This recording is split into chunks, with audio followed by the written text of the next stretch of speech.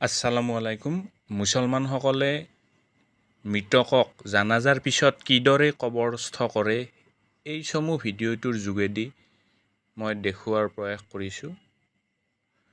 এইটো কেৱল জনাৰ কাৰণেহে, আৰু বিশেষকৈ যিসকলে কবৰস্থ কৰা দেখা নাই তেওঁলোকৰ জনাৰ বাবেহে এই ভিডিঅ'টো কৰিছোঁ। একমাত্ৰ উদ্দেশ্য সেইটোৱে, অৰ্থাৎ জিজ্ঞাসাটো দূৰ কৰাৰ বাবেহে।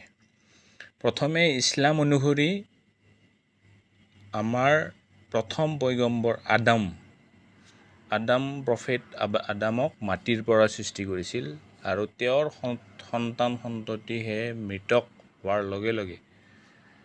হোৱাৰ লগে লগে সেয়েহে মাটিত কবৰস্থ কৰা হয়, অৰ্থাৎ মাটিত তেওঁলোকক দফন কৰা হয়। কবৰস্থ কৰাক দফন কৰা বুলি কোৱা হয়, আৰু দফন এইদৰে কৰা হয়। অসমত বিভিন্ন ঠাই অনুযায়ী দফনৰ কিছু প্ৰক্ৰিয়া বেলেগ বেলেগ। অসমত দফন কৰিলে সাধাৰণতে, যিহেতু অসমত প্ৰচুৰ পৰিমাণে বাঁহ পোৱা যায়, প্ৰথমে এটা গাঁত খন্দা হয়। গাঁতটো নিৰ্দিষ্ট জোখত খন্দা হয়। তাত মৃতকজন গা পা ধুৱাই, জানাজা দি, কাপোৰ পিন্ধাই তাত দফন কৰা হয়, কবৰস্থ কৰা হয়। তাৰপিছত এইদৰে আপোনালোকে ভিডিঅ'ত দেখুৱাৰ দৰে বাঁহ এইদৰে পাৰি দিয়া হৈছে, কেঁচা বাঁহ। সাধাৰণতে এইটো লক্ষ্য কৰা হয়, যিবিলাক বস্তু জৈৱিক, যিবোৰ মাটিত মিহলি হৈ যায়, পচি যায়, ডিকম্প'জ হৈ যায়, সাধাৰণতে সেইবোৰ বস্তু ব্যৱহাৰ কৰা হয়। মৃত্যু হোৱাৰ লগে লগে, মুছলমান লোক এজনৰ মৃত্যু হোৱাৰ লগে লগে কফন পিন্ধোৱা হয়, গোচল কৰি, অৰ্থাৎ মৃতকজনক গা ধুৱাই কফন বুলি কোৱা হয়, এযোৰ কাপোৰ পিন্ধোৱা হয় বগা, আৰু সেইযোৰ 100% কটন, অৰ্থাৎ 100% কটন হ'লে সেইটো কাপোৰ মাটিত মিহলি হৈ যোৱাৰ থাকে, মাটিত মিহলি হৈ যায়। গতিকে 100% কটন, লগতে বাঁহ এইদৰে দিয়া হৈছে। তাৰপিছত ভিডিঅ'ত দেখুওৱাৰ দৰে এইদৰে ধাৰি দিয়া হৈছে। ধাৰিখনো বাঁহৰে সৃষ্টি। ধাৰিৰ ওপৰত এইদৰে ধোঁৱা, কিছু ইছলামিক ধোঁৱা থাকে, সেই ধোঁৱা অনুসৰি এইদৰে মাটি দিয়ে। 3বাৰ মাটি দিব লাগে, আৰু সেই 3বাৰ মাটি দিওঁতে এটা কথা হয়, কিয়ামতৰ দিনা সেই মাটিৰ পৰা এটা উঠোৱা হ'ব, এই ধোঁৱাটোৰ ভিতৰত থাকে।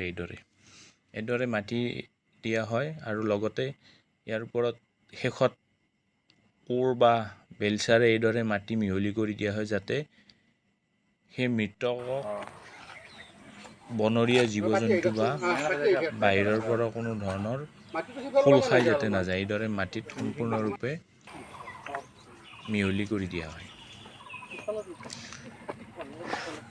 তাৰপিছত যাতে বৰষুণ আহিলে যাতে কবৰটোত ভিতৰত যাতে পানী সোমোৱাব নোৱাৰে বাহিৰৰ পৰা, শেষত এইদৰে এখন ওপৰত সাধাৰণতে তিৰপাল এখন এইদৰে দিয়া হয়।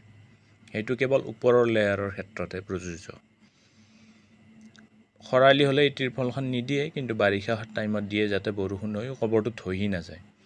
তাৰপিছত এইদৰে বাঁহৰ বেৰ দিয়া হয় চাৰিওফালে, যাতে হিংস্ৰ জীৱ জন্তুৱে ভিতৰত যাতে সোমাব নোৱাৰে, বা কোনো ধৰণৰ গৰু ছাগলীয়ে যাতে ভিতৰত সোমাব নোৱাৰে, এইদৰে বেৰ দিয়া হয়। গোটেই প্ৰক্ৰিয়াটোত প্ৰায় ডেৰ ঘণ্টামান সময় লাগে। জানাজা কৰি উঠি গোটেই প্ৰক্ৰিয়াটোত দফন কৰা হোৱাৰ পিছত এইদৰে চাৰিওফালে বেৰ দিয়া হৈছে। এইটো সম্পূৰ্ণ প্ৰক্ৰিয়া হয়। বিশেষকৈ আমাৰ উত্তৰ পূৰ্বাঞ্চলত এইদৰে কৰা হয়। এতিয়া চৌদি আৰৱ বা যিসকল মৰুজ অঞ্চল আছে, তাত যিহেতু বাঁহ বেত পোৱা নাযায়, গতিকে তাত কবৰৰ ওপৰত পকাৰে বা শিলৰ লেয়াৰ দিয়া হয় ওপৰত, আৰু তাত এইদৰে বেৰ দিয়া নহয়। তাত ৰেডিমেড মাটি বা শিলত গাঁত খান্দা থাকে, তাত মৃতকজন ৰাখি ওপৰত আকৌ শিল জাপি দিয়া হয়, যিহেতু তাত বাঁহ বেত নাই। মানে প্ৰাকৃতিক পৰিৱেশ অনুযায়ী, ভৌগোলিক পৰিৱেশ অনুযায়ী কবৰৰ কিছু পাৰ্থক্য থাকে কবৰৰ ক্ষেত্ৰত। আৰু আমাৰ অসমত যিহেতু প্ৰাকৃতিকভাৱে বাঁহ উপলব্ধ, গতিকে বাঁহৰ সাধাৰণতে